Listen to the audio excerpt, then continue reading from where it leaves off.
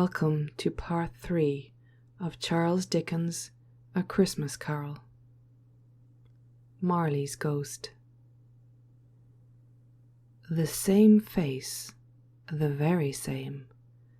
Marley in his pigtail, usual waistcoat, tights and boots, the tassels on the latter bristling like his pigtail, and his coat skirts, and the hair upon his head. The chain he drew was clasped about his middle. It was long and wound about him like a tail, and it was made, for Scrooge observed it closely, of cash boxes, keys, padlocks, ledgers, deeds, and heavy purses wrought in steel. His body was transparent, so that Scrooge, observing him, and looking through his waistcoat, could see the 2 buttons on his coat behind. Scrooge had often heard it said that Marley had no bowels, but he had never believed it until now. No, nor did he believe it even now, though he looked the phantom through and through and saw it standing before him, though he felt the chilling influence of its death-cold eyes, and marked the very texture of the folded kerchief bound about its head and chin, which wrapper he could have not observed before. He was still incredulous, and fought against his senses. "How now?" said Scrooge caustically and cold as ever. "What do you want with me?" "Much." Marley's voice, no doubt about it. "Who are you?" "Ask me who I was." "Who were you then?" said Scrooge, raising his voice. "You're particular, for a shade." He was going to say "to a shade," but substituted this as more appropriate. "In life I was your partner, Jacob Marley." Can you sit down?" asked Scrooge, looking doubtfully at him. "Do it then."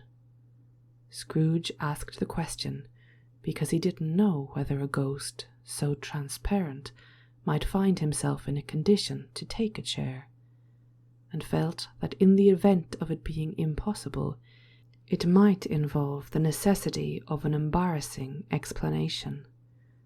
But the ghost sat down on the opposite side of the fireplace, as if he were quite used to it. "You don't believe in me," observed the ghost. "I don't," said Scrooge. "What evidence would you have of my reality beyond that of your senses?" "I don't know," said Scrooge. "Why do you doubt your senses?" "Because," said Scrooge, "a little thing affects them. A slight disorder of the stomach makes them cheats. You may have been an undigested bit of beef, a blob of mustard, a crumb of cheese, a fragment of an underdone potato. There's more of gravy than of grave about you, whatever you are." Scrooge was not much in the habit of cracking jokes, nor did he feel in his heart by any means waggish then. The truth is that he tried to be smart as a means of distracting his own attention and keeping down his terror, for the spectre's voice disturbed the very marrow in his bones. To sit, staring at those fixed, glazed eyes, in silence for a moment, would play, Scrooge felt, the very deuce with him. There was something very awful, too, about the spectre's being provided with an infernal atmosphere of its own. Scrooge could not feel it himself, but this was clearly the case, for though the ghost sat perfectly motionless, its hair and skirts and tassels were still agitated as by the hot vapour from an oven. "Do you see this toothpick?"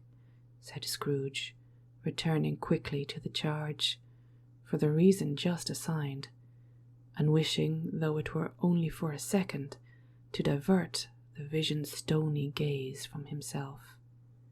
"I do," replied the ghost. "You are not looking at it," said Scrooge. "But I see it," said the ghost, notwithstanding.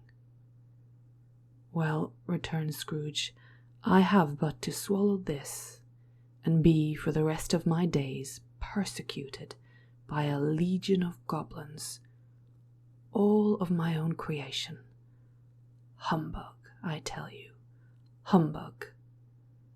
At this the spirit raised a frightful cry, and shook its chains with such a dismal and appalling noise that Scrooge held on tight to his chair to save himself from falling in a swoon. But how much greater was his horror when the phantom, taking off the bandage round its head, as if it were too warm to wear indoors, its lower jaw dropped down upon its breast. Scrooge fell upon his knees and clasped his hands before his face. "Mercy," he said, "dreadful apparition, why do you trouble me?"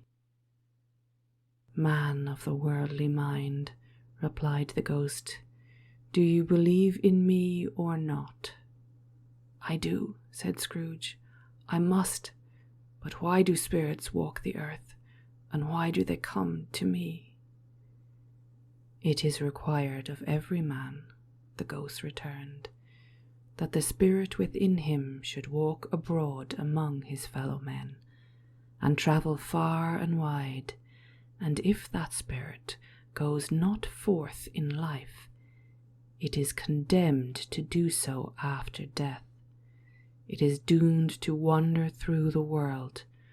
Oh, woe is me, and witness what it cannot share, but might have shared on earth, and turned to happiness."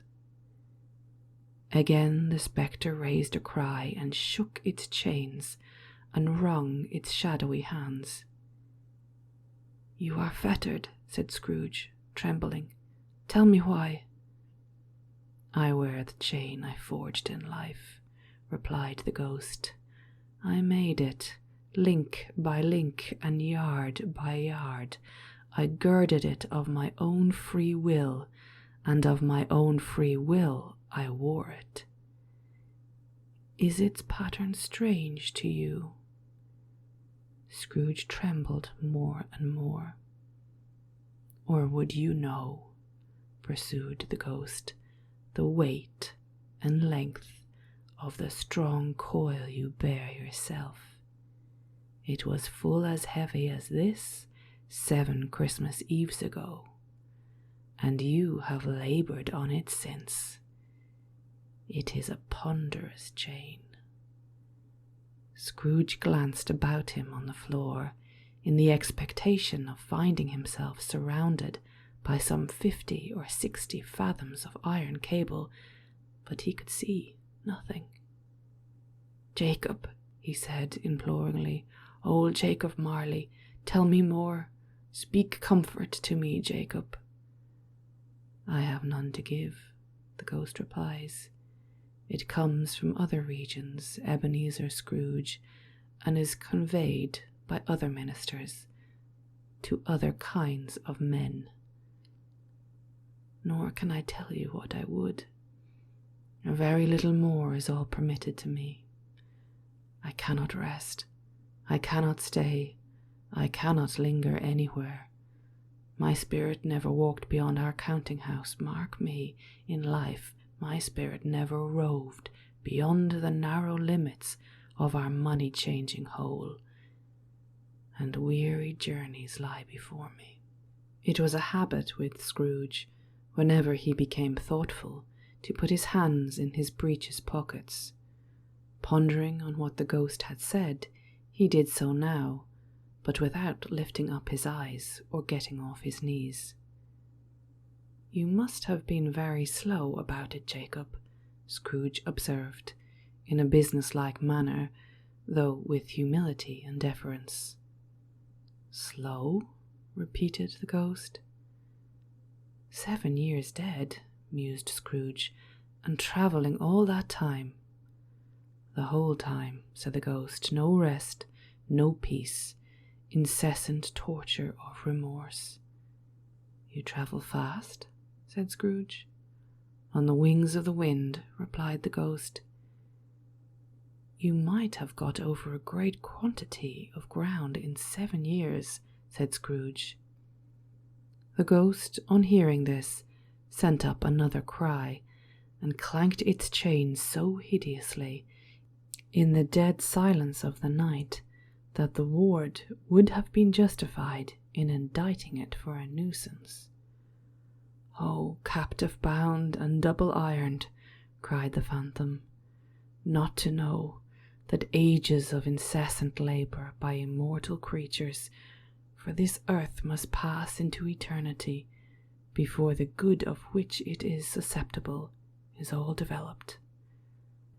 Not to know that any Christian spirit working kindly in its little sphere, whatever it may be, will find its mortal life too short for its vast means of usefulness.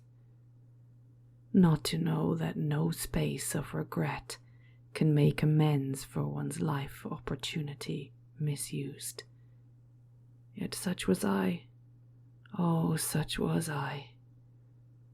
"But you are always a good man of business, Jacob," faltered Scrooge, who now began to apply this to himself. "Business?" cried the ghost, wringing its hands again. "Mankind was my business. The common welfare was my business. Charity, mercy, forbearance, and benevolence were all my business. The dealings of my trade were but a drop of water in the comprehensive ocean of my business." It held up its chains at arm's length, as if it were the cause of all its unfailing grief, and flung it heavily upon the ground again. "At this time of the rolling year," the spectre says, "I suffer most. Why did I walk through crowds of fellow beings with my eyes turned down, and never raise them to that blessed star which led the wise men to a poor abode? Were there no poor homes to which its light would have conducted me?" Scrooge was very much dismayed to hear the spectre going on at this rate, and began to quake exceedingly. "Hear me," cried the ghost. "My time is nearly gone." "I will," said Scrooge, "but don't be hard upon me. Don't be flowery, Jacob, pray. How it is that I appear before you in a shape that you can see, I may not tell. I have sat invisible beside you many and many a day. It was not an agreeable idea. Scrooge shivered and wiped the perspiration from his brow. "That is no light part of my penance," pursued the ghost. "I am here tonight to warn you that you have yet a chance and hope of escaping my fate, a chance and a hope of my procuring Ebenezer." "You are always a good friend to me," said Scrooge. "Thank you." "You will be haunted," resumed the ghost, "by 3 spirits." Scrooge's countenance fell almost as low as the ghost's had done. "Is that the chance and hope you mentioned, Jacob?" he demanded in a faltering voice. "It is." I think I'd rather not," said Scrooge. "Without their visits," said the ghost, "you cannot hope to shun the path I tread. Expect the first tomorrow when the bell tolls 1. "Couldn't I take them all at once and have it over, Jacob?" hinted Scrooge.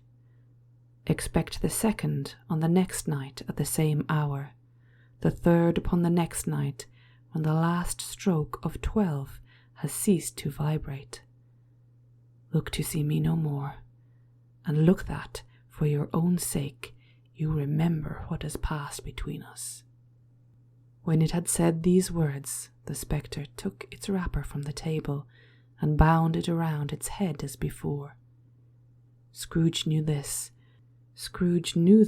by the smart sound its teeth made when the jaws were brought together by the bandage. He ventured to raise his eyes again, and found his supernatural visitor confronting him in an erect attitude, with its chains wound over and about its arm. The apparition walked backward from him, and at every step it took, the window raised itself a little, so that when the spectre reached it, it was wide open. It beckoned Scrooge to approach, which he did. When they were within 2 paces of each other, Marley's ghost held up its hand, warning him to come no nearer.